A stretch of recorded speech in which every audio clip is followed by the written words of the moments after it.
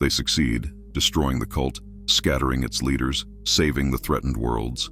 But the cost is high. Luke is injured, badly enough that he needs weeks to recover. Ezra pushes himself beyond safe limits, collapsing after the final battle. His heart struggling under stress it could once have handled easily. They survive, but barely, and both realize that this is their last mission. They're too old for this work. It's time to truly retire, to let the next generation carry the burden they've borne for so long. The galaxy celebrates their victory, but doesn't fully understand its significance. This is the last time Ezra Bridger and Luke Skywalker will fight together, the final chapter of a partnership that defined an era. They return to Lothal as heroes, but they feel like survivors. Two old men who got lucky one more time, who are running out of luck and need to accept it. Ezra's final years are spent in peace. He lives in a small house near the Lothal Academy, writing memoirs, teaching classes when his health permits, watching the order he helped build continue to grow and thrive. Students visit constantly, seeking advice, sharing news, wanting to spend time with the legend who insists he's just Ezra. He officiates weddings, welcomes new younglings to the order, offers comfort to those struggling with the challenges that every Jedi faces. Luke lives nearby, and they spend their final years as they spent their middle years and their youth together. They meditate in the mornings, walk through Lothal's grasslands in the afternoons, share dinner in the evenings, talking about everything and nothing, comfortable in silence when words aren't needed, present for each other in ways that transcend friendship and become family. When Ezra finally dies, it's peacefully. He's 78 years old, surrounded by people who love him, at peace with the life he lived and the choices he made. His final words are simple. Tell them it mattered. Tell them we made a difference. Luke, holding his friend's hand, promises that he will. And then Ezra Bridger, the street kid from Lothal who became a Jedi Knight at 19, who helped save the rebellion and rebuild the Order, becomes one with the Force. The funeral is massive. Thousands attend in person, millions via hologram. Jedi from across the galaxy come to honor the master who shaped their order, who proved that Jedi could be both powerful and humble, both principled and pragmatic, both warriors and servants. The eulogies celebrate his life, but the greatest tribute is the Order itself, thriving and strong, a living legacy of everything Ezra fought to create. Luke continues for another decade, carrying forward their shared work, ensuring Ezra's legacy remains strong. When he finally joins his friend in the Force, at 87 years old, the transition is smooth. The Order they built together continues, generation after generation, adapting to new challenges while maintaining core principles, evolving without losing its identity, proving that what they created was built to last. Centuries pass. The Jedi Order endures through challenges that would have destroyed lesser institutions. New threats emerge and are defeated. New philosophies arise and are integrated. The Order grows, changes, adapts, but never loses sight of what Ezra Bridger and Luke Skywalker taught. That being a Jedi means serving others. That power is a responsibility rather than a privilege. That the galaxy needs guardians who protect without dominating, who serve without ruling, who stand between darkness and light, not because they're special, but because it needs to be done, and they're willing to do it. Historians analyzing the post-Empire period identify Ezra's knighting as one of history's crucial turning points. If he had disappeared with Thrawn, if Luke had rebuilt the Order alone, the outcome would have been different. Maybe better in some ways, maybe worse in others, but definitely different. Ezra's presence provided partnership when Luke needed it, perspective when the Order required it, pragmatism when idealism alone wouldn't suffice. The counterfactual haunts historical debates.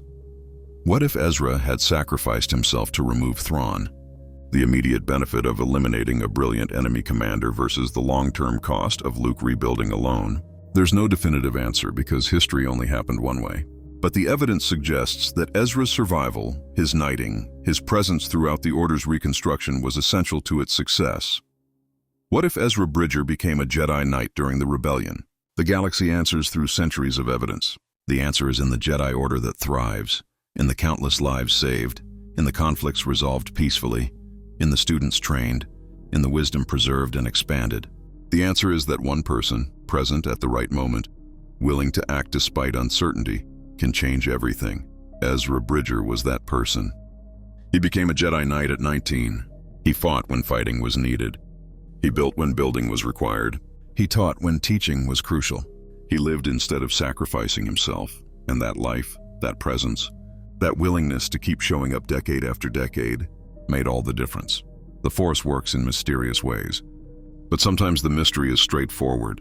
Sometimes it's about surviving when survival seems impossible, about continuing when quitting seems sensible, about trusting that your efforts matter even when results seem distant. Ezra Bridger embodied that truth, and the galaxy, for generations after his death, remains better because a street kid from Lothal decided that he could be more than circumstances suggested, that being a Jedi meant serving others, and that surviving to serve was sometimes the bravest choice of all. Her own experience as Palpatine's granddaughter, carrying darkness in her bloodline while choosing light, gives her unique insight into helping students who feel defined by their heritage. She teaches them what Luke and Ezra taught her, that where you come from doesn't determine where you're going, that bloodlines suggest tendencies but don't mandate destinies, that every day you wake up and choose who you'll be. The program succeeds beyond anyone's expectations. Within a generation, Yuuzhan Vong Jedi are serving throughout the galaxy, their unique perspectives and abilities enriching the Order in ways that purely human-centric training never could. They bring new understanding of organic technology, new approaches to biological manipulation through the Force, new philosophies about the relationship between life and death. The Order becomes stronger, more diverse, more capable of addressing challenges that traditional training never anticipated. As Ezra enters his 60s, he begins the process of succession planning. He's been a Jedi Master for over 40 years, trained hundreds of students, served through multiple wars, helped rebuild the Order from near extinction. He's tired. Not broken, not defeated, just exhausted from decades of carrying weight that never fully lightens. He wants to step back, to let the next generation lead, to spend his remaining years teaching rather than commanding.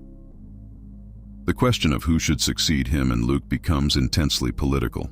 There are candidates from multiple Force traditions, each with their supporters and detractors. Some advocate for Ben Solo, arguing that having a Skywalker in leadership provides continuity. Others support Rey, pointing to her incredible skill and her success with difficult student populations. Some push for a Mandalorian Jedi, others for someone from the Outer Rim. Still others for a candidate from a Force tradition, not primarily Jedi. Ezra and Luke surprise everyone by refusing to name a single successor. Instead, they restructure the Jedi Council, distributing authority more broadly, ensuring that no individual wields the kind of centralized power that made the old Order vulnerable. The Grand Master position becomes more symbolic than authoritative, representing the Order but not controlling it. Real decisions are made collectively, with masters from different traditions and backgrounds providing checks and balances on each other. Ben Solo becomes one of these masters, representing the Economical Development Division. Rey leads the Combat Training Division. A Mandalorian Jedi oversees security. A former Night Sister manages the integration of alternative Force traditions. A Yuuzhan Vong Jedi serves as liaison to extragalactic communities. The diversity ensures that no single perspective dominates, that decisions reflect the galaxy's complexity rather than any individual's biases. This restructuring proves prescient when the Grisk hegemony finally launches their long-planned invasion. These extragalactic manipulators, even more dangerous than the Yuuzhan Vong because they corrupt rather than conquer, target the Jedi Order specifically. Their strategy relies on turning Jedi against each other, exploiting philosophical differences, encouraging factionalism until the Order tears itself apart from within. It's brilliant, sophisticated, and should work. But it doesn't. The restructured council, with its distributed authority and diverse perspectives, proves remarkably resistant to manipulation.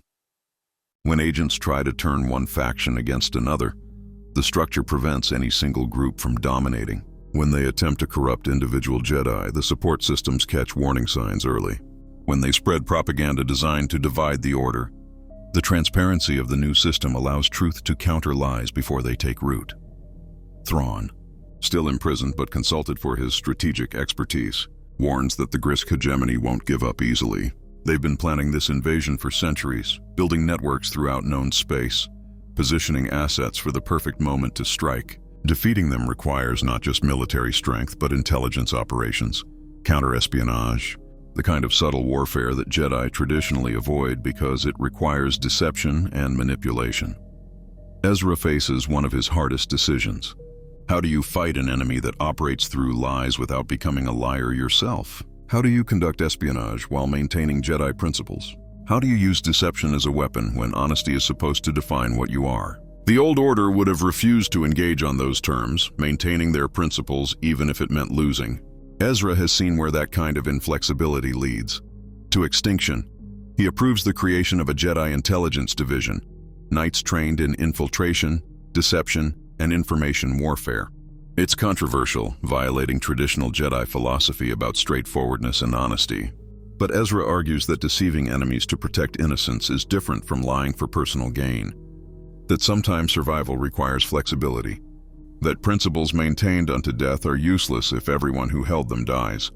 The intelligence division proves crucial to defeating the Grisk hegemony. Jedi infiltrators penetrate their networks, identify their agents, disrupt their operations before they can cause catastrophic damage. It's dirty work, the kind that leaves moral stains that meditation can't fully cleanse. But it works. The invasion that should have destroyed the Republic is instead detected early, countered effectively, and ultimately defeated at far lower cost than open warfare would have required. The success validates Ezra's pragmatic approach, but also creates new challenges. Once you've established that Jedi can operate through deception when necessary, where do you draw the line? When does necessary flexibility become convenient rationalization? When does pragmatism become corruption? These questions haunt Ezra as he grows older, as he watches students grapple with moral complexities that the Old Order's simple rules avoided. Luke provides counterbalance, reminding the Order that principles matter, that there are lines that shouldn't be crossed regardless of convenience, that becoming monsters to fight monsters means the monsters win even if you survive. The tension between Ezra's pragmatism and Luke's idealism creates healthy debate, preventing the Order from swinging too far in either direction, ensuring that each generation of Jedi must actively choose who they'll be, rather than simply following established patterns. As Ezra approaches 70, he faces mortality in ways he hasn't before. He's not dying, not sick, but he's old. His body aches in ways it didn't before. Injuries from decades of combat resurface as chronic pain. He tires more easily, recovers more slowly, acknowledges that he's entering the final phase of his life. It's strange, unsettling, but also somehow right. He's lived longer than most Jedi in his generation, survived where thousands fell, achieved more than a street kid from Lothal had any right to expect. He spends more time teaching younglings, passing on not just techniques, but wisdom, telling stories about the rebellion, about Kanan, about all the people who shaped him into who he became. The younglings love these stories, seeing Master Ezra not as a distant legend, but as a person. Someone who struggled and failed and succeeded, who was scared and uncertain but acted anyway, who proves that you don't need to be born special to become extraordinary. His final major mission comes when he's 75, technically retired but unwilling to fully step away. A Sith cult, followers of ancient dark side teachings, emerges on a forgotten world in the unknown regions. They're not true Sith. Those died with Palpatine and Vader. But they're dangerous, fanatics wielding power they don't understand, threatening worlds that can't defend themselves. The Council debates how to respond, and Ezra volunteers to lead the operation. Luke objects. They're too old for this. They've trained younger Jedi specifically to handle these threats.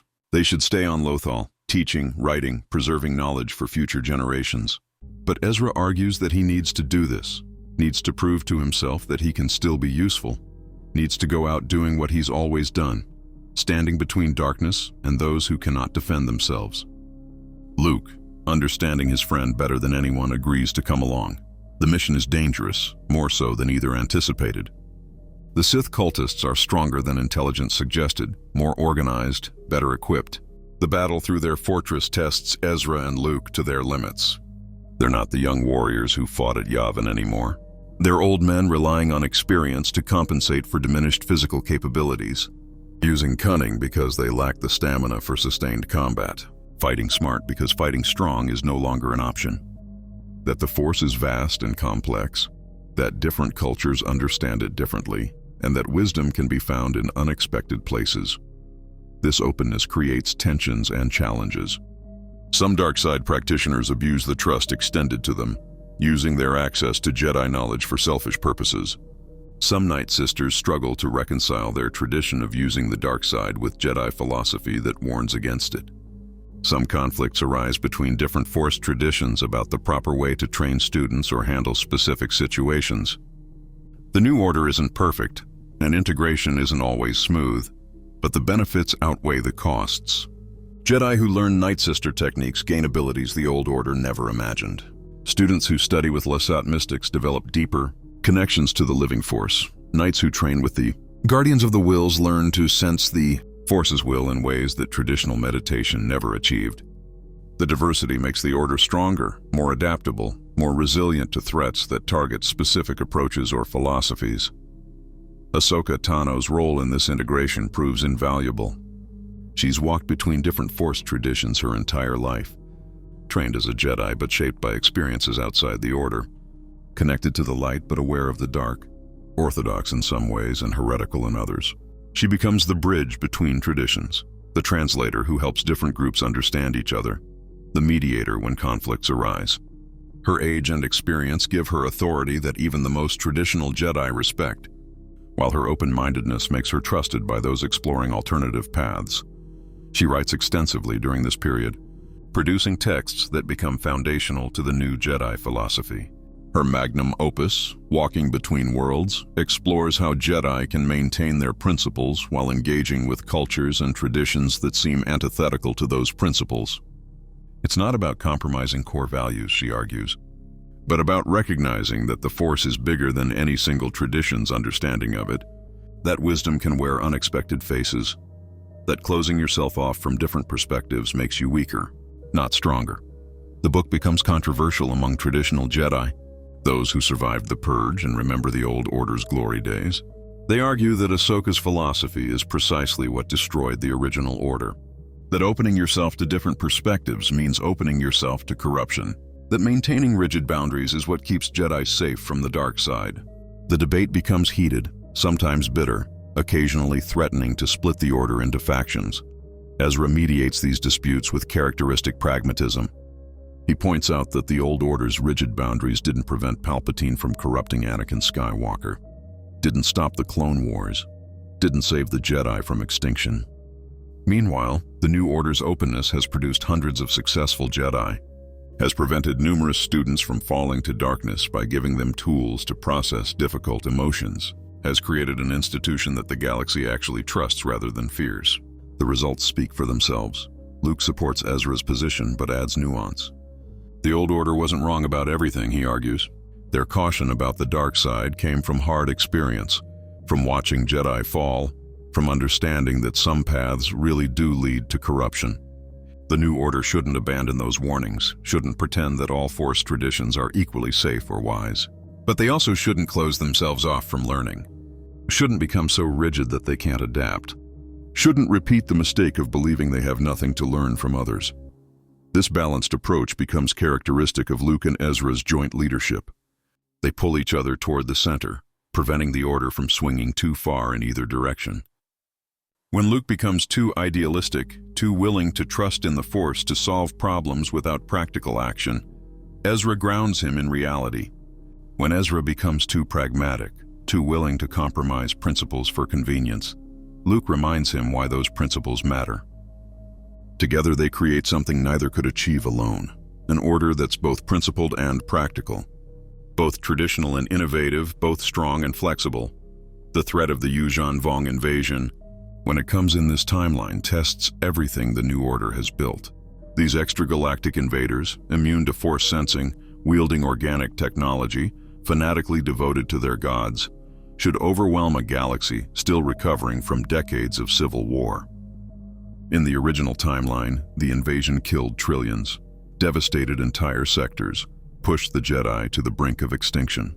In this timeline, with an established order and a stable republic, the outcome is different but still costly. The war lasts 5 years, the longest sustained conflict since the Clone Wars. Ezra, now in his 50s, leads the Jedi response with Luke, coordinating with military forces, developing new tactics to counter enemies that can't be sensed through conventional Force techniques. The battles are brutal, testing Jedi in ways that fighting the Empire never did. Stormtroopers you could sense, predict, outmaneuver. Yuuzhan Vong warriors are invisible to the Force, unpredictable, seemingly unstoppable. But the new order has advantages the old order lacked. The integration of different Force traditions provides alternative approaches to sensing enemies. Night Sister techniques that rely on physical senses rather than Force detection prove effective. Lasat combat styles developed for fighting blind work against enemies you can't sense. The diversity that traditional Jedi criticized becomes the key to survival, proving that Ezra and Luke's openness wasn't just idealistic, but strategically sound. The Mandalorian Jedi prove particularly effective. Their training emphasizes conventional combat skills alongside Force abilities, preparing them to fight effectively even when the Force provides no advantage. They wear armor that protects against Yuuzhan Vong biotechnology, wield weapons designed to counter organic materials, fight with a pragmatism that saves lives. The warriors that traditional Jedi might have dismissed as too focused on physical combat become the heroes who turn battles, who hold impossible positions, who die to protect people they've never met. Ezra loses students during this war. Knights he trained personally, younglings who grew into capable Jedi only to fall to Yuuzhan Vong weapons. Each death weighs on him, another name added to the list of people who died because he wasn't fast enough, smart enough, strong enough to save them. He attends every funeral, speaks at every memorial service, carries guilt that threatens to crush him. The responsibility of command, of sending people to their deaths, never gets easier no matter how many times you do it. Luke shares that burden, but his guilt manifests differently. As Grand Master, he makes the strategic decisions, chooses which systems to defend and which to abandon, allocates resources knowing that every choice means some people live while others die. It's the mathematics of warfare, cold and brutal and necessary. But necessary doesn't make it easier. The nights when Luke can't sleep, haunted by visions of the people his decisions failed to save, Ezra sits with him, sharing silence because sometimes there are no words that help. They're not the young men who fought at Yavin anymore. They're middle-aged, scarred by decades of warfare, burdened by responsibilities that never end. But they endure because that's what being a Jedi means. You endure. You carry the weight. You keep going even when every fiber of your being wants to quit because people are depending on you. Because giving up means letting evil win. Because the galaxy needs someone to stand between darkness and those who cannot defend themselves.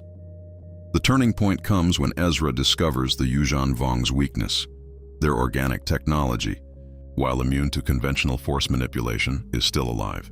And anything alive can be communicated with through the Force if you know how to listen.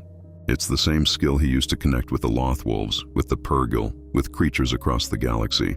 The Yuuzhan Vong bioweapons are slaves, forced into service, suffering just like any enslaved being. And slaves can be freed. Ezra develops techniques to communicate with and liberate Yuuzhan Vong organic technology. It's dangerous, requiring him to expose himself to weapons specifically designed to kill Jedi. But it works. Amphistaffs refuse to obey their wielders. Coral skippers shut down in the middle of battles. Vondoon crab armor rejects the warriors wearing it. The Yuuzhan Vong's greatest advantage becomes their greatest vulnerability, and the invasion begins to falter. The war doesn't end cleanly. There's no single decisive battle, no dramatic moment when the invaders surrender. Instead, there's a grinding campaign of attrition, battles fought system by system, planets liberated one at a time. The Republic and Jedi pay a terrible price. Hundreds of thousands of soldiers killed, dozens of Jedi dead, entire worlds devastated beyond recognition. But they survive. The Yuuzhan Vong invasion, which should have destroyed galactic civilization, instead becomes a rallying point that unites former enemies against a common threat. In the aftermath, Ezra works with Yuuzhan Vong refugees, particularly younglings born during the invasion who know nothing but war. These children are taught that the Force is evil, that using it is heresy, that death in combat is the only honorable fate. Breaking through that indoctrination requires patience, compassion, and a willingness to understand their perspective even when it's completely. Luke continues for another decade, guiding the Order through new challenges, ensuring Ezra's legacy remains strong. When he finally joins his friend in the Force, the transition of power is smooth. The next generation of Jedi Masters trained by Luke and Ezra step into leadership roles without crisis or trauma. The Order continues because it's built on solid foundations, because it's flexible enough to adapt, because it's grounded in principles that transcend any individual leader. Centuries pass. The Jedi Order becomes a permanent fixture of galactic civilization, as enduring as any government or institution. Historians study the period after the Empire's fall, analyzing how Luke Skywalker and Ezra Bridger rebuilt what seemed irretrievably lost. They identify key decisions, crucial moments where things could have gone differently, where the Order might have failed if not for specific choices, and they always return to that first moment. Ezra Bridger becoming a Jedi Knight at 19 instead of disappearing into the unknown regions. That single change, that one divergence from the original timeline, created ripples that transformed the galaxy. Because Ezra was there, the rebellion had 2 Jedi instead of 1. Because 2 Jedi fought together, they survived encounters that would have killed either alone. Because they survived, they rebuilt the Order together, creating something stronger than either could have built solo. The counterfactual haunts historians and philosophers. What if Ezra had sacrificed himself to remove Thrawn from the board? Would the immediate benefit of eliminating a strategic genius have outweighed the long-term cost of Luke rebuilding the Order alone? Would the Jedi have survived without Ezra's practical perspective, balancing Luke's idealism? Would Ben Solo have fallen without Ezra's guidance? Would Rey have been lost without Ezra's understanding of abandonment? The questions have no definitive answers because history only happened one way. But the evidence suggests that Ezra becoming a Jedi Knight during the rebellion, surviving to help rebuild, was crucial to the Order's success. Not because he was uniquely powerful or specially destined, but because he was there. Because he provided the partnership Luke needed, the alternative perspective that prevented mistakes, the practical wisdom that grounded philosophical ideals. What if Ezra Bridger became a Jedi Knight during the rebellion? The galaxy answers that question through centuries of peace and prosperity. The answer is in every Jedi trained in the new academies, every conflict resolved through mediation rather than violence, every system protected by guardians who serve rather than rule. The answer is that sometimes the most important thing a hero can do is survive, is be present, is show up when needed and do the work even when it's unglamorous. But the path to that prosperous future requires walking through decades of challenges that test everything Ezra and Luke built. The years following the First Order's defeat bring a period historians will call the Consolidation, when the New Republic finally transforms from a wartime alliance into a functioning government, and when the Jedi Order evolves from an emergency response to a permanent institution. Ezra's role during the Consolidation becomes crucial in ways that pure combat ability never could be. He's in his 40s now, experienced enough to command respect but young enough to relate to the next generation. His unique background, growing up on the streets before becoming a Jedi, gives him perspective that both Luke and the surviving Old Order Jedi lack. He understands poverty, understands desperation, understands why people turn to crime or corruption when legitimate options fail them. This understanding shapes his approach to one of the New Republic's most persistent problems, the Outer Rim.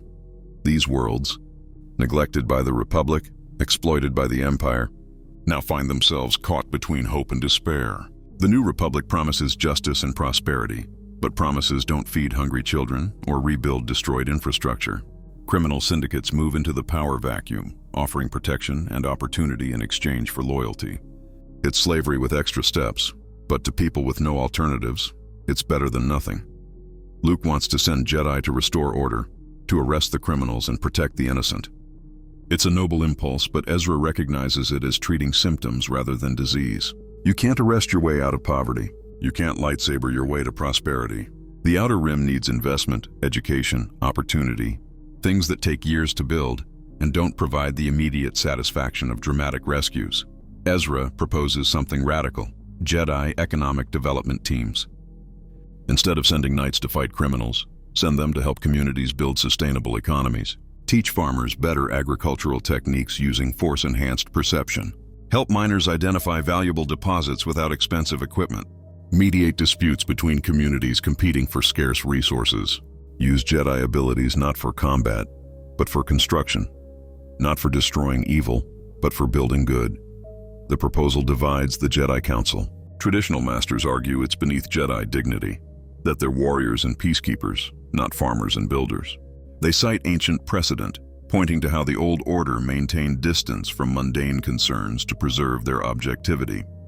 Ezra counters that the Old Order's distance from mundane concerns is exactly what allowed Palpatine to rise unchallenged. When Jedi stop caring about whether people can feed their families, those people stop caring about whether Jedi survive. The debate rages for months, but eventually Ezra's position wins, largely because Luke supports it. The first economic development teams deploy to Outer Rim worlds, and the results exceed even Ezra's optimistic projections. Crime rates plummet as legitimate opportunities emerge. Piracy decreases as young people find alternatives to joining raider gangs. Support for the New Republic surges as people see tangible benefits from the government they're asked to support. More importantly, the Jedi sent on these missions learn something crucial. Being a Jedi isn't about being special or separate. It's about service. The young knight who spends 6 months helping a farming community develop irrigation systems does more for the light side of the Force than any number of dramatic lightsaber duels. The satisfaction of seeing children eat because of your work, seeing communities thrive because of your efforts, proves more fulfilling than any amount of combat glory.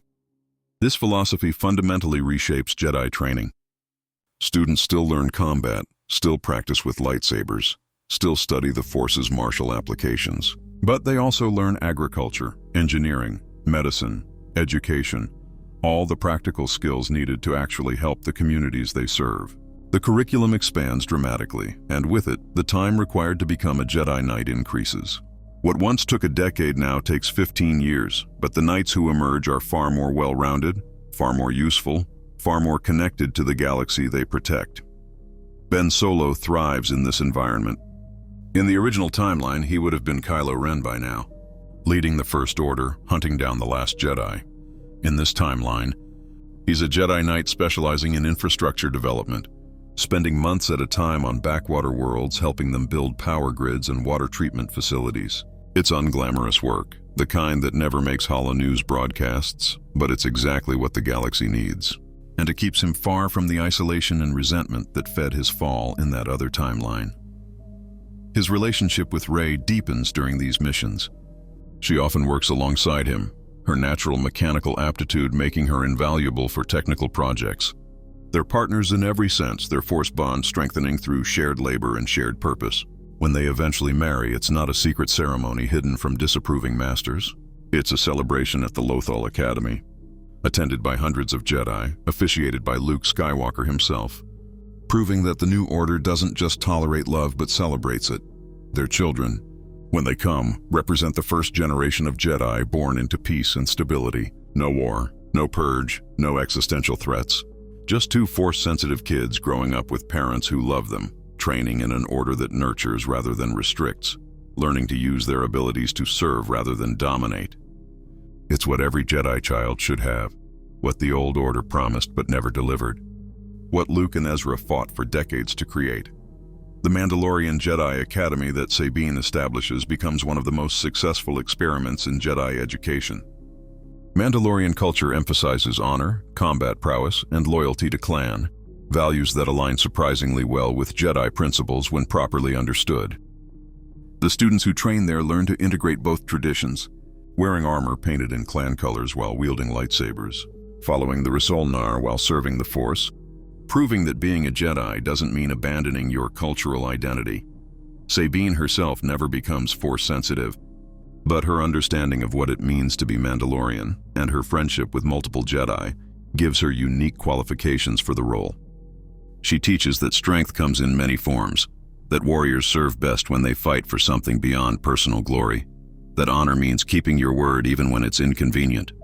Her students, Mandalorian Jedi who could have been proud warriors serving their clans, instead become proud warriors serving the galaxy, and both Mandalore and the Jedi Order are stronger for it. Ahsoka Tano, ancient and wise, serves as the Order's historian and philosopher. She's lived through the Republic's final days, the Clone Wars, the Purge, the Rebellion, and now the Reconstruction. Her perspective spans generations, her wisdom earned through survival and suffering. She writes extensively about the Old Order's failures, ensuring future Jedi understand what mistakes to avoid. She also writes about its successes, preserving the wisdom that shouldn't be lost just because the institution that created it fell. Kanan Jarrus, who should have died holding back flames on Lothal, instead lives to see the Jedi Order reborn. He trains dozens of students, passing on not just techniques but philosophy, teaching them that being a Jedi isn't about power or destiny, but about choosing every day to serve something larger than yourself. He grows old alongside Hera, watching their children and grandchildren grow, finally experiencing the peace that his generation was denied. When he finally dies, decades after the Empire's fall, it's peacefully, surrounded by family, having witnessed the impossible. The Jedi's return. Ezra himself becomes a legend, but not the distant, untouchable kind. He's the Jedi Master who still cracks jokes during serious meetings, who teaches younglings to pickpocket as a Force exercise, who insists that being a Jedi doesn't mean being boring. His unorthodox methods drive traditional teachers crazy, but his students adore him because he makes the Force accessible rather than mystical, practical rather than theoretical. He never forgets that he was a street kid who got lucky, and that perspective keeps him grounded even as his reputation grows. The connection between Ezra and Luke remains strong throughout their lives. They're not just colleagues or fellow Jedi Masters. They're brothers in every way that matters, bound by shared experiences that no one else can truly understand. They fought together, trained together, rebuilt the Jedi Order together. When one struggles, the other provides support. When one succeeds, the other celebrates. Their friendship becomes the foundation on which the new Jedi Order is built, proof that Jedi can have deep emotional bonds without falling to darkness. As the decades pass, the galaxy transforms. The New Republic becomes simply the Republic, stable enough that the new designation feels unnecessary. The Jedi Order grows to hundreds of knights, then thousands, spreading across the galaxy to serve and protect. Temples rise on dozens of worlds, each with its own culture and focus, all connected by shared principles and philosophy. The Order isn't perfect. No institution run by imperfect beings can be. But it's functional, helpful, and integrated into galactic society in ways the old Order never managed. The question of what would have happened if Ezra disappeared with Thrawn, if he never became a Jedi Knight during the rebellion, haunts him sometimes. In meditation, he glimpses those other timelines through the world between worlds. He sees himself lost in the unknown regions, sees Sabine searching for years, sees the rebellion struggling without him, sees Luke facing the Empire alone. Those visions remind him how different things could have been, how many small choices combined to create this reality. But he also sees the cost of his survival. Thrawn remained a threat for years because Ezra didn't remove him from the board. The Grand Admiral's tactical genius caused untold suffering before his capture. People died in battles that might not have happened if Ezra had sacrificed himself to eliminate Thrawn immediately. The weight of those deaths, those consequences, is something Ezra carries. Being a hero doesn't mean making choices without cost. It means accepting the costs and living with them. Luke helps him process that guilt, sharing his own burden about Alderaan, about all the people who died before he could destroy the Death Star, about the suffering that continued because he wasn't strong enough, or fast enough, or good enough. They talk about how every choice, even the right ones, creates ripples of consequence, how accepting that is part of being a Jedi. You can't save everyone. You can't prevent all suffering. You can only do your best and trust that the Force has a plan beyond your understanding. The Jedi Order that emerges from their efforts is radically different from what came before. Jedi are allowed to marry, have families, maintain connections to their birth cultures. They're encouraged to pursue careers outside the Order, to experience life beyond temple walls, to understand the galaxy they're protecting. Some Jedi serve primarily as warriors, defending against threats. Others focus on diplomacy and mediation. Some become scholars, historians, or philosophers. The diversity makes the Order stronger, more adaptable, more resilient. The philosophy Ezra teaches, learned from Kanan and refined through experience, emphasizes balance over extremes. The old Order feared the dark side so much that they became rigid and emotionless, inadvertently pushing members toward the very darkness they sought to avoid. The new Order acknowledges that darkness exists in everyone, that anger and fear and attachment are natural, and that denying them doesn't make them disappear. The key is not suppression, but understanding, not rejection, but integration. This approach isn't without critics. Traditional Jedi, the few survivors of the old order, argue that it's too permissive, that allowing attachments and emotions will inevitably lead students to the dark side. They point to Anakin Skywalker as proof that love leads to jealousy, jealousy leads to fear, and fear leads to darkness. Ezra counters that Anakin fell not because he loved, but because he was never taught healthy ways to process that love, because the old order forced him to hide his feelings rather than helping him understand them. The debate continues for years, generations even, shaping the evolution of Jedi philosophy. But the practical results speak for themselves. The new order loses fewer students to darkness than the old order did, despite being more permissive about attachments. The Jedi who do fall are often those who try to follow the old ways, suppressing their emotions until they explode, rather than those who acknowledge and process their feelings in healthy ways. As Ezra enters his 60s, he begins to step back from active teaching, focusing more on writing and meditation. He documents his journey from street kid to Jedi Knight, preserving lessons learned through decades of experience. His memoirs become required reading at every Jedi Academy, not because they're perfect, but because they're honest. He writes about his mistakes, his failures, the times he let anger control him or fear paralyze him. He writes about how he overcame those moments, how he learned and grew, how failure became the foundation for wisdom. The Bridger lineage continues through the students he trained, through the philosophies he developed, through the changes he made to what it means to be a Jedi. He never has biological children. His life as a Jedi doesn't leave room for that kind of family. But in another sense, he has thousands of children, students and grand students who carry forward his teachings, who embody his approach to the Force, who prove that you don't need to be born special to become extraordinary. Luke's path mirrors Ezra's in many ways, though his challenges are different. As Grand Master, he carries the weight of leadership that Ezra largely avoids. He makes the hard decisions, faces the political complications, bears the responsibility when things go wrong. But he's not alone in that burden. Ezra is always there, providing perspective, offering alternatives, sharing the load when it becomes too heavy. Their partnership becomes the model for how the Jedi Council operates: collaborative, transparent, willing to admit mistakes and change course. The galaxy they leave behind is better than the one they inherited. Not perfect, never perfect, but better. Fewer wars, more cooperation, systems that resolve disputes through mediation rather than violence, a Jedi order that serves rather than rules, that protects rather than commands, that operates as guardians rather than generals. It's the vision Kanan tried to instill in Ezra decades ago, finally realized through generations of work. When Ezra finally dies at the age of 78, it's peacefully. He's surrounded by former students, by fellow Jedi Masters, by the people who became his family through choice rather than blood. Luke holds his hand as he passes, their Force bond making the transition gentle, filling Ezra's final moments with love and acceptance. He becomes one with the Force, not with regret or fear, but with satisfaction, knowing he did what he set out to do, knowing he made a difference, knowing the Order will continue without him. His funeral is massive, attended by thousands across the galaxy via hologram.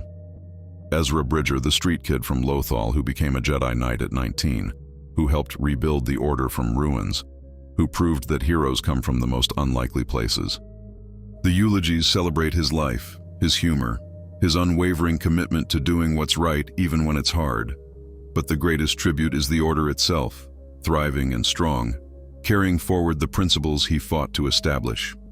Ahsoka returns too, offering her wisdom, teaching advanced techniques, serving as a bridge between the old order and the new. Rex helps develop security and military training, ensuring these new Jedi understand tactics and strategy. Sabine teaches practical skills, slicing, demolitions, survival.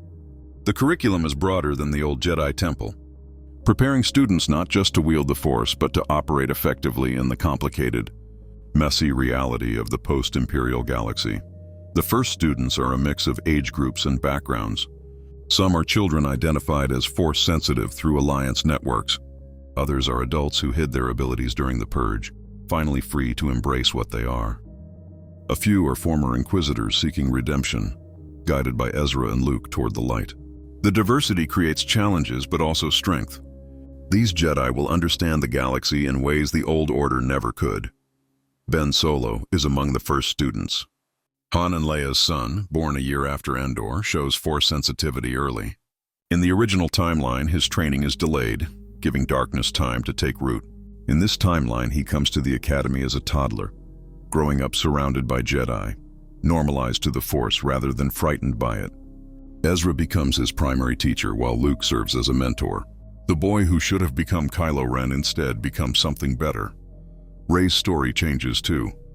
The orphan from Jakku is found earlier by the new Jedi Order's searchers, brought to Lothal before isolation and abandonment can warp her.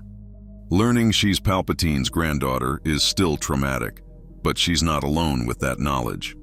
Ezra, who grew up on the streets and understands abandonment, helps her process the revelation. Luke, who shares the burden of evil heritage, shows her that blood doesn't define destiny. The Academy thrives. Years pass. Students become knights, then masters. The Order grows beyond what anyone expected, not because it's rushed, but because it's needed. The New Republic, struggling to maintain order across a shattered galaxy, relies on Jedi mediation and peacekeeping. The arrangement isn't perfect. Tensions arise between political authority and Jedi independence. But it works far better than the old relationship between the Republic and the Jedi. Ezra, now in his 30s, becomes a Jedi Master and member of the new Jedi Council. He's still the street kid from Lothal at heart, still prefers action to meditation, still drives protocol droids crazy with his casual attitude. But he's also wise beyond his years, shaped by war and loss and the responsibility of rebuilding something precious from ruins. His students love him for his relatability, his willingness to admit mistakes, his emphasis on practical skills over abstract philosophy. Luke serves as Grand Master, the leader of the New Order, but it's a collaborative leadership. He and Ezra make decisions together, balancing each other's strengths and weaknesses. When Luke becomes too idealistic, too focused on philosophy, Ezra grounds him in practical reality. When Ezra becomes too pragmatic, too willing to compromise principles for convenience, Luke reminds him of what Jedi stand for. Together, they create something neither could achieve alone. The threat from the unknown regions eventually emerges. Snoke, the ancient dark-side user, begins his campaign to corrupt and destroy the new Jedi Order. But this time, he faces an order that's established, experienced, and alert. His attempts to turn students fail because these Jedi aren't isolated or vulnerable. His promises of power ring hollow because the new order doesn't forbid attachment or emotional connection. His grand plan collapses before it can truly begin. The First Order still rises, still attempts to restore Imperial glory. But without Kylo Ren, without the fallen Skywalker to serve as their champion, they're just another Imperial remnant. The New Republic, protected by Jedi and strengthened by decades of peace, defeats them in a campaign that's costly but decisive. The galaxy suffers, but it doesn't break. The difference between tragedy and triumph is measured in the presence of trained Jedi who were there when needed. Thrawn, still imprisoned but monitored, provides unexpected assistance during this conflict. The strategic genius recognizes that the threats from the unknown regions endanger the entire galaxy, not just the Republic. His warnings about the Grisk hegemony, about the extragalactic dangers that most of the New Republic dismisses as paranoia, prove accurate. Ezra, who has maintained their strange dialogue over the years, finally begins to understand what Thrawn was truly trying to accomplish during his Imperial service. The revelation is uncomfortable. Thrawn wasn't just a military commander serving the Empire for power or ideology. He was trying to prepare the galaxy for threats that most beings couldn't imagine, consolidating strength to face enemies that would make the rebellion and Empire's conflict seem trivial by comparison. His methods were monstrous, his service to Palpatine unconscionable, but his warnings prove prophetic. Ezra negotiates Thrawn's limited release, not freedom, but a consultancy where his tactical genius can be used to defend rather than conquer. It's controversial. Many in the New Republic, especially those who suffered under Imperial rule, view it as betraying everything the rebellion fought for. But Ezra argues that pragmatism sometimes requires working with former enemies when the alternatives are worse. The arrangement is tense, constantly monitored, and fraught with moral complications, but it works. The Grisk hegemony, when they finally attack in force, encounter a very different galaxy than they expected. Their strategy relies on infiltration and subversion, turning civilizations against themselves before launching military operations. But the Jedi, trained to sense deception and manipulation, detect their agents early. The invasion that should have shattered the New Republic instead becomes a rallying point, uniting former Imperial and Rebel factions against a common existential threat. Ezra leads the Jedi response, coordinating with military forces, hunting Grisk operatives across dozens of systems. His unique connection to creatures proves valuable again. The Grisk use biological weapons and mind-controlled beasts, but Ezra can communicate with and often free these enslaved beings. The battles are brutal, testing the Jedi Order in ways even the war against the Empire never did. Luke focuses on the spiritual dimension, sensing that the Grisk threat extends beyond conventional warfare. There's a dark side element to their operations, an ancient malevolence that predates even the Sith. He delves into the world between worlds, that mystical realm Ezra once accessed, seeking answers and advantages. The exploration is dangerous. The world between worlds offers power over time itself, tempting even the most disciplined Jedi with possibilities of changing the past or seeing the future. Together, Luke and Ezra navigate threats that would have destroyed the old Jedi Order. They're not perfect. They make mistakes, face setbacks, lose students and friends to the ongoing conflicts. But they learn from each failure, adapt to each challenge, and maintain the principles that define what it means to be a Jedi. They prove that the Order can survive in the messy reality of galactic politics, that Jedi can have families and still serve the Force. That attachment doesn't inevitably lead to darkness when balanced with wisdom. Ben Solo grows into a powerful Jedi Knight, eventually becoming a master himself. In the original timeline, he would have been Kylo Ren, leading the First Order, hunting down the remnants of the Jedi. In this timeline, he's a teacher at the Lothal Academy, training younglings, dating a fellow Jedi, living a life that's normal and healthy and completely untraumatic. The darkness in his blood still calls to him sometimes. Being Vader's grandson means that temptation never fully disappears, but he's learned to acknowledge it without being controlled by it, to accept that having dark thoughts doesn't make him evil as long as he chooses not to act on them. Rey becomes one of the Order's most skilled duelists, her natural talent refined through proper training. Being Palpatine's granddaughter could have destroyed her, but the support system of the Academy transforms that heritage into motivation. She's determined to prove that blood doesn't define destiny, that she can honor the light side despite carrying darkness in her lineage. Her relationship with Ben, both burdened by evil grandfathers, becomes one of the Academy's great romances, a symbol of how the New Order embraces love rather than forbidding it. Sabine Wren, who in the original timeline spent years searching the unknown regions for Ezra, instead uses those years building a Mandalorian Jedi Academy. She never becomes Force-sensitive herself, but her understanding of both cultures makes her uniquely qualified to train Force-sensitive Mandalorians. The school she establishes on Mandalore becomes a bridge between two warrior traditions, creating Jedi who understand honor and combat in ways the Old Order never imagined. Hera Syndulla, freed from the grief of losing Kanan, becomes one of the New Republic's most celebrated military leaders. She and Kanan eventually marry, have children, build a life that the Clone Wars denied to so many Jedi. Their son Jason trains at Luke's academy, becoming a Jedi who understands both military strategy and Force philosophy. The Syndulla family becomes a symbol of what the galaxy can be when war finally ends, when people have the chance to build instead of destroy. The Purrgil attack the Imperial fleet, their tentacles wrapping around Star Destroyers, their massive bodies tanking turbo laser fire that would destroy conventional ships. The carefully planned Imperial formation collapses into chaos as capital ships maneuver desperately to avoid the creatures.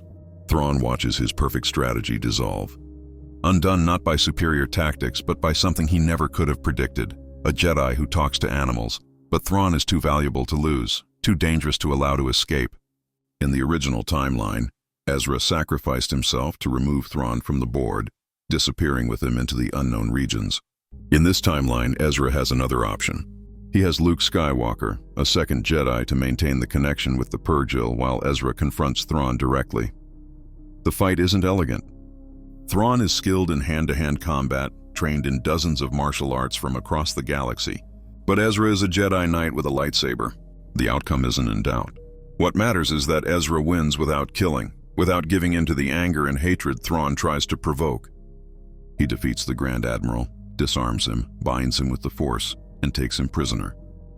The rebel fleet, no longer facing coordinated opposition, turns the tide. Imperial forces, without Thrawn's genius guiding them, fall into predictable patterns that conventional rebel tactics can counter. The battle becomes a rout. Star Destroyers retreat or surrender. Governor Price attempts to flee Lothal, but is captured by Sabine and local resistance fighters. By the time the sun set on Lothal, the planet is free. The liberation of Lothal becomes a defining moment for the rebellion. For the first time, they've taken a world from the Empire and held it, proving that the Emperor's grip isn't absolute. More importantly, they've captured Grand Admiral Thrawn, one of the Empire's most brilliant commanders. The intelligence he possesses, the tactical insights, the information about Imperial operations, all of it is now in rebel hands. Thrawn refuses to cooperate, of course. He's interrogated by the best intelligence officers the Alliance has, but he reveals nothing useful. He treats his imprisonment like a temporary inconvenience, confident that the Empire will eventually rescue him. But the months pass and no rescue comes. The Emperor has other priorities. Vader is hunting for Luke Skywalker, not searching for captured admirals. Thrawn, for all his brilliance, has been abandoned. Ezra visits him sometimes in the high-security facility where the Alliance keeps him. They talk about strategy, about the Force, about the nature of the conflict they're caught in. Thrawn is fascinated by Ezra's development, by how the street kid became a Jedi Knight, by the choices that led him down this path. He tells Ezra that he's wasted potential, that his talents would be better served working for order rather than chaos, for the Empire rather than the rebellion. Ezra listens, but isn't swayed. He's seen what the Empire does to worlds like Lothal, to people like his parents. Order achieved through oppression isn't peace. It's just slow-motion war. The conversation never changes Thrawn's mind or Ezra's, but it gives both of them insight into how the other thinks. And when threats emerge from the unknown regions years later, that understanding will prove valuable. The rebellion continues its war. Ezra and Luke become the Alliance's most valuable operatives, sent on missions too dangerous for conventional forces. They rescue prisoners from Imperial detention centers. They sabotage weapons facilities. They lead strikes against key Imperial installations. Their reputation grows until every Imperial officer knows their names, until Vader himself takes personal interest in hunting them. The confrontation with Vader comes on Bespin, in Cloud City, but not as we remember it. In the original timeline, Luke faces Vader alone, loses his hand, learns the truth about his father. In this timeline, Ezra is there too, having arrived with Leia to evacuate the city before the Empire can fully secure it. When Vader springs his trap, when Luke is lured into the carbon freezing chamber, Ezra senses the danger through their Force bond. Two Jedi face one Sith Lord in the bowels of Cloud City. The duel is brutal, Vader's power overwhelming, his mastery of the dark side nearly absolute. Ezra and Luke fight together, their styles complementing each other, but Vader is too strong. He separates them, using the Force to throw Ezra through a wall while he focuses on Luke. The farm boy from Tatooine still loses his hand, still receives the devastating revelation, "No, I am your father." But this time, when Luke teeters on the edge of that chasm, when he's about to fall to what should be his death, Ezra is there. He catches Luke with the Force, pulls him back from the edge, stands between his friend and Vader's advancing form. The Dark Lord studies Ezra with renewed interest, sensing something familiar in the young Jedi's presence, in his technique, in the way he wields the Force. Vader speaks, his respirator making the words mechanical and cold. "You carry the echo of someone I once knew. Your master, he taught you techniques from the Clone Wars era. Kanan Jarrus survived the Purge. Fascinating. Tell me, young Jedi, does he know that his teachings come from Anakin Skywalker, the master I once was?" Ezra responds not with words but action. He attacks, buying time for Leia and Lando to rescue Luke, fighting with everything he has to hold Vader's attention. It's not enough. It's never enough against Vader. But it's enough to let his friends escape, enough to get everyone off Cloud City before the Empire can capture them. Ezra escapes last, battered and exhausted, having survived an encounter with the second most powerful dark side user in the galaxy. The aftermath of Bespin changes everything. Luke struggles with the revelation about his father, with the horror of learning he's Darth Vader's son.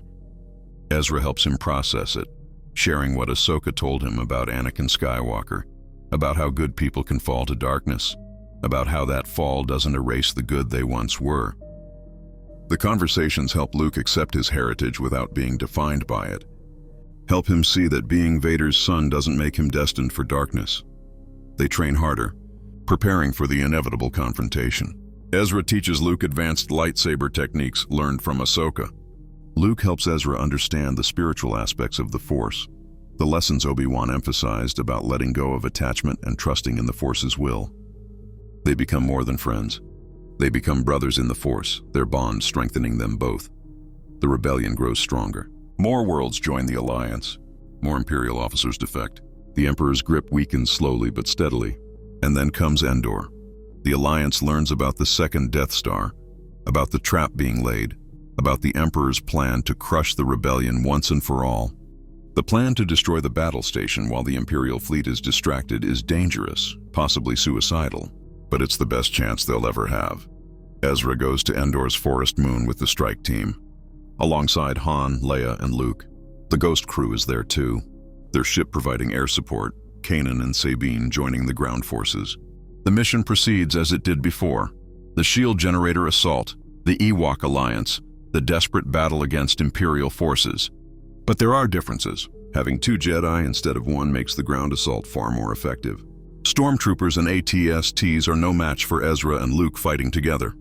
When Luke surrenders to Vader, when he's taken to the Death Star to face the Emperor, Ezra wants to follow. He wants to help his friend, to stand beside him in the ultimate confrontation. But Luke refuses. This is his burden, his family, his destiny. Some battles must be fought alone.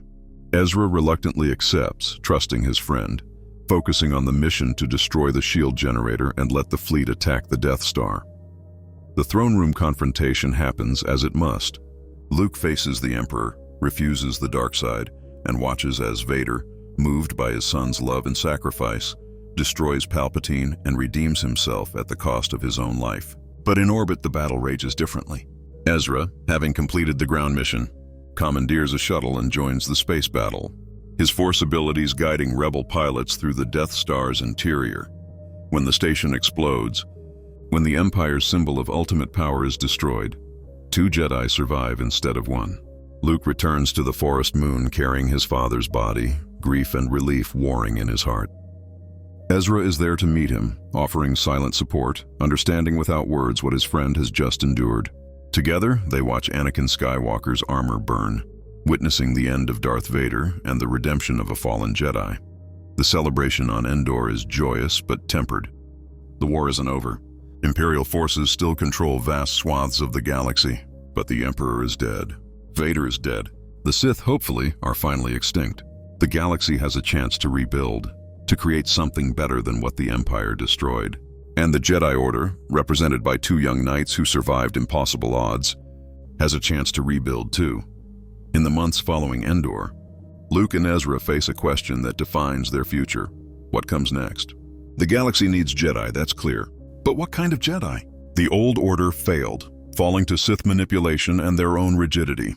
A new order needs to be different, better, learning from past mistakes while honoring ancient wisdom. Luke and Ezra become the architects of this new beginning, 2 perspectives combining to create something unique. They establish their first academy together, not on a remote world, but on Lothal. Ezra. When Director Krennic arrives with his death troopers, hunting for the rebels who stole his plans, he finds Ezra Bridger waiting. The confrontation is brief and brutal. Krennic is a bureaucrat who fancies himself a warrior, but he's never faced a Jedi. Ezra disarms him, literally and figuratively, destroying his blaster and leaving him alive but humiliated for Imperial forces to find later. The Death Star still fires. Scarif is still destroyed, but the casualty count is lower, because Ezra was there, buying time, saving lives, proving that Jedi aren't just legends.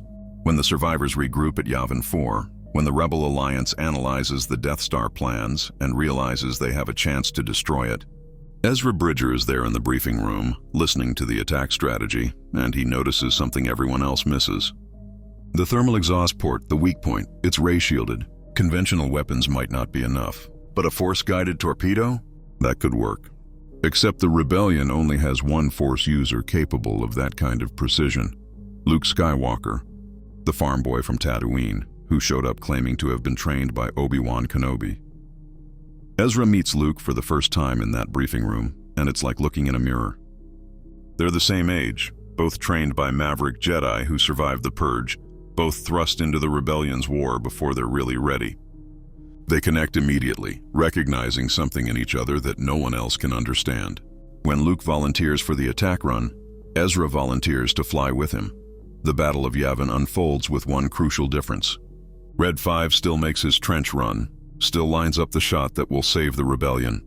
But this time, flying cover above him in a borrowed X-Wing, Ezra Bridger uses the Force to protect his new friend. When Vader's TIE Advance targets Luke, when the Dark Lord of the Sith lines up the kill shot that should end the farm boy's life, Ezra feels it through the Force and acts. He can't fight Vader directly. The Sith Lord is too powerful, too experienced. But he can distract him. Ezra reaches out through the Force, not attacking but calling, projecting a presence that Vader can't ignore. For just a moment, the Dark Lord's attention shifts, sensing this other Force user, this unknown Jedi who carries echoes of someone Vader once knew. That moment is enough. Han Solo's Millennium Falcon screams in from the sun, scattering the TIE fighters. Luke takes his shot. The Death Star explodes. The Rebellion celebrates. The Empire reels. And Vader returns to his meditation chamber, consumed by questions. Who was that Jedi he sensed? Not Obi-Wan, his old master is dead. Not Yoda, the ancient master is too distinctive. Someone new. Someone young. Someone trained in the old ways but carrying techniques the Emperor doesn't know about. Vader begins hunting for information about this unknown Jedi Knight. In the aftermath of Yavin, Ezra and Luke become inseparable.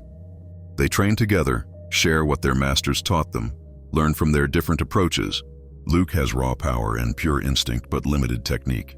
Ezra has more formal training and combat experience but struggles with the philosophical aspects that Obi-Wan emphasized. Together they fill each other's gaps, becoming far more formidable than either would be alone. The friendship changes both of them. Luke becomes more confident, less likely to rush into danger without thinking. Ezra becomes more centered, learning to trust the Force rather than just his own cleverness. When Han Solo jokes that the Rebellion now has 2 wizard kids instead of 1, Princess Leia points out that's exactly what they need.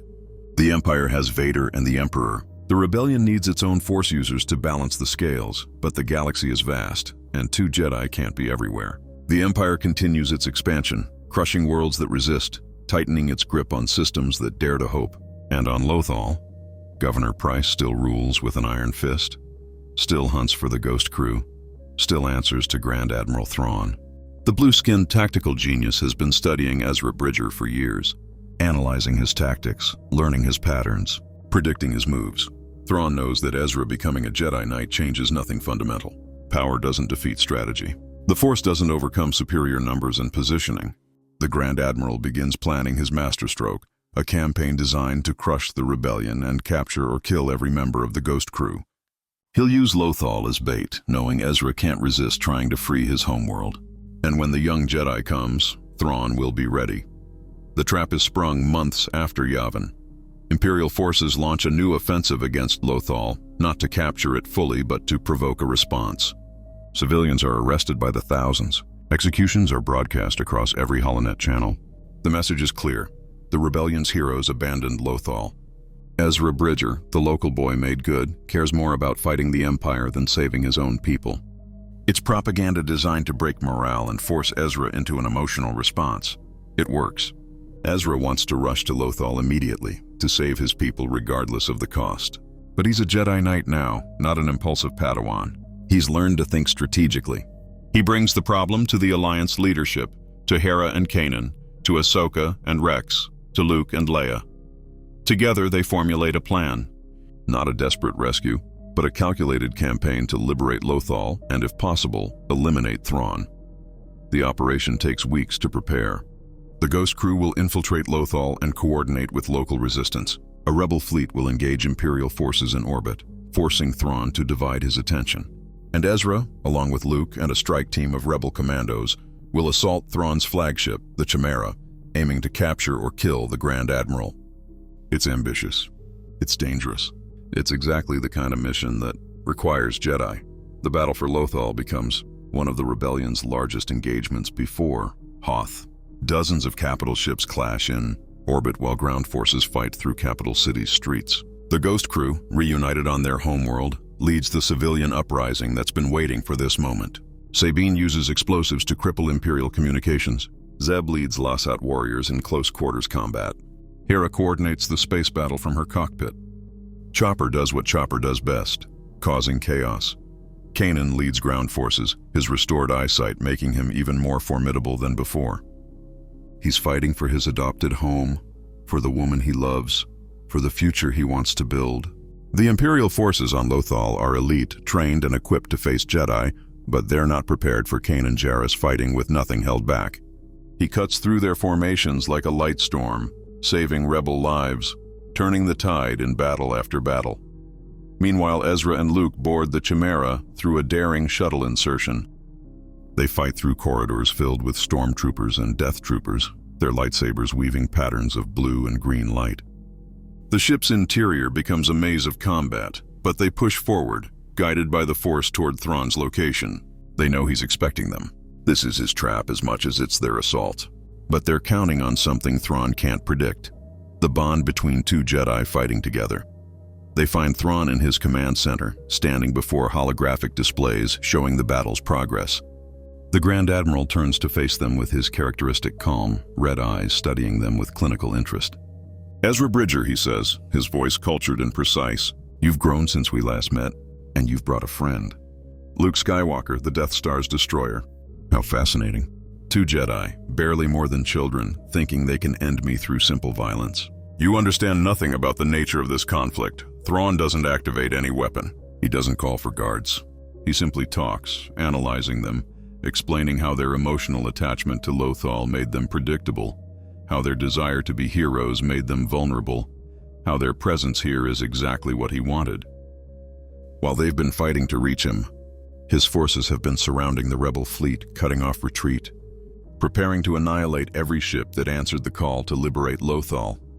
Ezra feels the trap closing. Through the Force, he senses the danger, the Imperial reinforcements arriving at the edge of the system. The coordinated movement of capital ships into positions where they can bring overwhelming firepower to bear.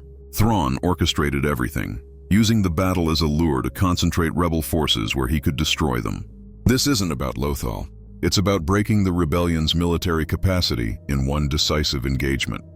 But Ezra has learned from his mistakes. He's learned from Kanan's teachings, from Ahsoka's wisdom, from Luke's instinctive understanding of the Force. He doesn't try to fight Thrawn physically. Instead, he reaches out through the Force, connecting with the creatures Thrawn has caged throughout the Chimera. The Grand Admiral collects art and animals from conquered worlds, studying them to understand the cultures he destroys. Ezra turns that collection against him. The Chimera shudders as every caged creature breaks free simultaneously. Lothwolves, Purrgil, and dozens of other beings rampage through the ship's corridors, attacking crew members, damaging systems, creating chaos that Thrawn's tactical genius can't predict or control. The Grand Admiral's composure finally cracks as he realizes his own strategic asset, his collection, has become his greatest vulnerability. Luke protects Ezra while his friend maintains the connection, deflecting blaster fire from crew members try. Kanan Jarrus doesn't die on Lothal. Ezra Bridger becomes a Jedi Knight at 19. Everything changes. No sacrifice into the unknown regions with Thrawn. No decade lost in exile. No years of searching. Luke Skywalker fights alongside another Jedi at Yavin. The rebellion gains a trained Force user before the Death Star falls. Ben Solo never becomes Kylo Ren one knighting ceremony. One master who survives. The entire sequel trilogy erased. This is the story of what happens when a street kid from Lothal completes his training before the galaxy's most critical battles. When the rebellion has two Jedi instead of one, when survival changes everything. The moment comes on Lothal as the fuel depot explodes. In the original timeline, Kanan holds back the flames and dies. In this timeline, something different happens. Ezra reaches out through the Force with desperation born of love and terror. Time slows. Every lesson Kanan taught him floods through his mind. The barrier of energy he creates wraps around his master, pulling Kanan backward through the inferno. The explosion still happens. The Imperial complex still falls. But Kanan Jarrus stumbles onto the landing platform alive, burned and exhausted but breathing. Ezra collapses beside him, having pushed beyond every limit. The Ghost crew rushes to their aid, hardly believing what just happened. Hera pilots them away as Imperial fighters scramble. In the medical bay, as Kanan recovers and Ezra sleeps, something fundamental has shifted. Ezra didn't just save his master through luck. He transcended his limitations, mastered his fear, wielded the Force with control he'd never achieved before. He passed his final trial without realizing it. When Ezra wakes, Kanan is sitting beside his bunk. The Jedi's eyes, restored through the Force during his brush with death, meet his Padawan's gaze with pride and something deeper. "You saved my life," Kanan says quietly. "But more than that, you became what you needed to be. You faced the ultimate test, the choice between attachment and duty, and you found a way to honor both. You didn't let fear control you. You didn't let anger drive you. You acted from a place of pure light, pure love, pure selflessness." Kanan stands, helping Ezra to his feet. The rest of the Ghost crew gathers in the common area, sensing something significant is about to happen. Even Chopper stops his usual grumbling, his mechanical head tilting curiously. Kanan places his hand on Ezra's shoulder and speaks words that echo across their bond in the Force. "Ezra Bridger, you came to me as a lost child, a thief stealing to survive, angry at the galaxy for the hand you were dealt. I've watched you grow into something I never imagined. You've mastered not just the Force, but yourself. You've learned that being a Jedi isn't about power, it's about service. It's about standing between the darkness and those who cannot defend themselves. The ceremony is simple. No grand temple, no council of masters, just a teacher and his student aboard a battered freighter running from the Empire. But it's real. It's earned." Kanan ignites his lightsaber, the blue blade humming in the recycled air, and taps it against Ezra's shoulders. "By the right of the Jedi Order, by the authority granted to me by those who came before, I name you Ezra Bridger, Jedi Knight. Rise and serve the Force." Ezra rises. He's 19 years old, the youngest Jedi Knight in a generation. And the rebellion has just gained something it desperately needs: a fully trained Force user. Hera embraces him first, tears streaming down her face. Sabine punches his arm and grins. Zeb wraps him in a crushing hug that lifts him off his feet. Even Chopper extends a manipulator arm in what might be congratulations or might be a threat. It's hard to tell with Chopper, but the celebration is brief. They're still fugitives. The Empire still controls Lothal, and somewhere out there, Grand Admiral Thrawn is analyzing their tactics, learning their patterns, preparing his countermove. The difference is that now, when that confrontation comes, Ezra won't be a Padawan struggling with his training. He'll be a Jedi Knight, ready to face whatever the Empire throws at him. The news of Ezra's knighting spreads through the rebellion faster than hyperspace travel. Mon Mothma personally requests a meeting with the Ghost crew, intrigued by reports of a new Jedi. The Alliance has been operating without Force users since the Purge, relying on conventional military tactics and the courage of ordinary people. The arrival of a trained Jedi Knight changes the strategic calculations entirely. Ezra meets with Alliance leadership on Yavin 4, standing in the same war room where plans for the Death Star attack will soon be formulated. He's uncomfortable with the attention, with the way officers stare at him like he's some kind of legend. He's just Ezra, the kid from Lothal who got lucky enough to find Kanan Jarrus, but Mon Mothma sees something different. She sees hope. She sees the symbol the rebellion desperately needs, proof that the Jedi aren't extinct, that the light side of the Force still has champions. The Alliance wants to use him. They want him on recruitment hollows, leading high-profile missions, being the face of Jedi resistance to the Empire. Ezra hates the idea. He's a fighter, not a politician. He doesn't want to be a symbol. He wants to be useful. The compromise is that he'll take on missions too dangerous or too sensitive for conventional forces. Operations where a Jedi's abilities make the impossible merely difficult. His first major solo mission comes weeks later. Imperial forces have captured a cell of rebel spies on Coruscant, and they're scheduled for execution. The Alliance can't mount a conventional rescue. The planet is too heavily defended. But a single Jedi using stealth and the Force? That might work. Ezra infiltrates the Imperial Palace, moving through security like a ghost, using every trick Kanan taught him, and a few he's invented himself. The rescue succeeds, but barely. Ezra gets the spies out, but he's spotted by Inquisitors. remnants of the program that should have died with the purge. They're weaker than the ones he faced before. Poorly trained replacements rushed into service, but they're still dangerous. The fight through the palace corridors is brutal. 3 Darksiders against 1 Jedi Knight. Ezra defeats them using the environment, collapsing ceilings, redirecting blaster fire, fighting smart rather than strong. When he returns to Yavin with the rescued spies, the Alliance is ecstatic. But Ezra is troubled. The Inquisitors, even these inferior versions, were formidable. What happens when he faces someone truly skilled? What happens when he faces Vader? The thought haunts him. He's a Jedi Knight, yes, but he's 19. He's been training for only 5 years. Vader has been a Sith Lord for longer than Ezra has been alive. The answer comes from an unexpected source. Ahsoka Tano, who survived her confrontation with Vader on Malachor, returns to the rebellion. She's been in hiding, recovering from wounds both physical and spiritual, processing the truth about her former master. When she learns that Ezra has been knighted, she seeks him out. They meet in a training room on Yavin, 2 survivors of different eras, and they talk. Ahsoka tells him the truth about Vader, about Anakin Skywalker, about how the greatest Jedi of his generation fell to darkness. She explains that power alone won't defeat a Sith Lord. Vader is too strong, too experienced, too consumed by the dark side. But Vader also has weaknesses, emotional vulnerabilities that a clever opponent can exploit. She begins training Ezra in advanced techniques, things Kanan never had the knowledge to teach, filling gaps in his education that come from learning outside the traditional temple system. Their training sessions become legendary among the rebel pilots and soldiers stationed on Yavin.